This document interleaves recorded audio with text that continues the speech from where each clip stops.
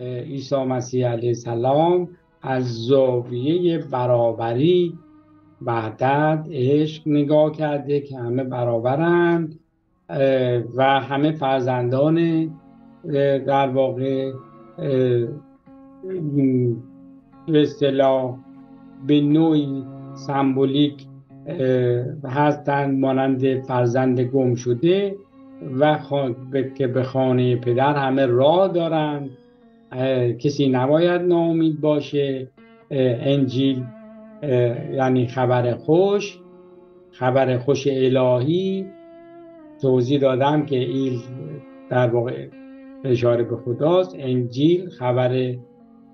خوش الهی هست که فرزند گم شده به خانه پدر برگرد و پیام عیسی مسیح علیه السلام این بوده و حالا البته مسائل دیگه ای رو هم عنوان کرده، تجاربی رو به جا گذاشته در مورد خروج موجودات غیر ارگانیک. این تجربه رو به جا گذاشته و در خصوص مسئله انسان هم همون موضوع این که فرزند گم شده به خانه پدر برگرد، برابری رو مورد بررسی قرار دادن. اصلا صحبت از اینه که محاکمه میشید، محاکمه در کاره، نمیدونم این صحبت ها به اصطلاح وجود نداره و به طور عمده نوید بخش برای انیب و بازگشت به درگاه الهی، بازگشت به خانه پدر از این زاویه بررسی شده و خب واقعا بیشتر هم با گناهکاران سر و کار داره، برای اینکه میخواد اونها رو از ناامیدی نجات بده و بگه که چون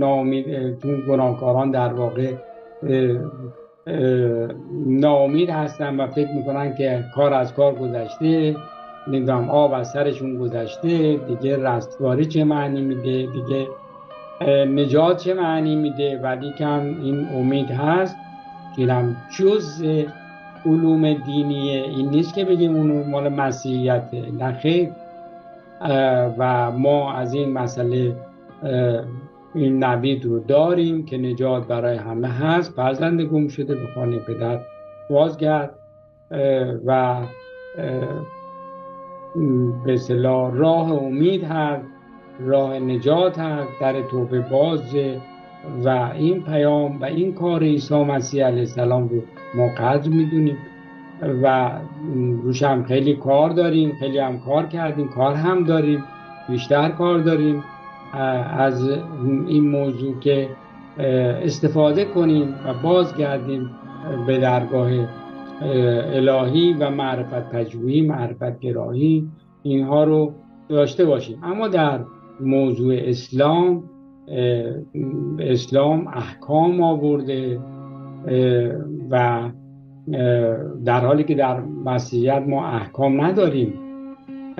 محرمات آورده، در مسیحیت محرمات وارد نشده که چی حرامه چی حلاله. خب و عیسی مسیح فقط یک نکته رو اشاره میکنه که دیدید که در عهد عتیق این احکام و محرمات و حلال و حرام ها و اینها شما رو نجات نداد، پس فرزند گم شده به خانه پدر برگرد و اصول و آدابی نمیخواد، هیچ آدابی و ترتیبی مجوش. خب و اینی که منظور این بود که فکر نکنی که اگر بخوای برگردی اصول و آداب و نمیدونم چی میخواد و قربانی و غیره و نمیدونم از این جور مسائلی که خب در عهد خیلی خیلی خیلی مفصل بوده و اسلام هم بخش عمده‌اش از در واقع عهد عتیق تقریبا مشترکه. محرمات، بحث احکام، نماز، نمیدونم عشریه، خمس، زکات، طواف، نمیدونم خیلی از مسائل و در اینجا یک گپی بود که گفته بشه که اگر بخوای برگردی محتاج هیچی نیست و به اصطلاح یادآوری کردن موضوع توانایی انسان رو در محبت کردن، در عشق، در اینها یادآوری کردن که انسان تو موجود خاصی هستی، عشق در تو میجوشه، محبت در تو میجوشه. محبت میتونه خیلی کارها بکند و زنده کننده یه مفاهیم و دروسی بود که عرض کردم. موضوع خروج موجودات غیر ارگانیک و از این زاویه هم